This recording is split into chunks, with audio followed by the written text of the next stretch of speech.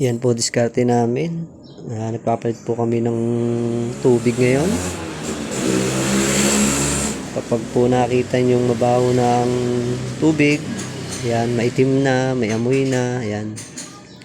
Huwag po nating hayaan na hindi po tayo magpalit ng tubig dahil baka po mamatay ang ating mga crayfish, yan.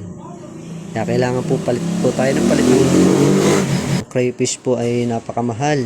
Ayan.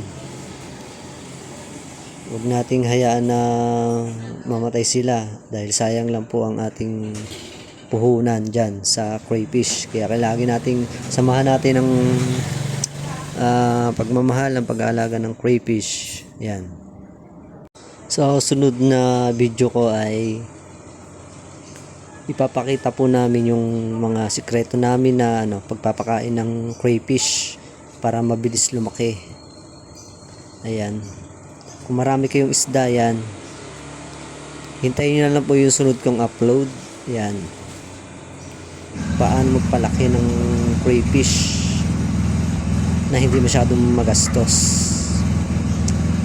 Okay, salamat mga crayfish. Thanks for watching.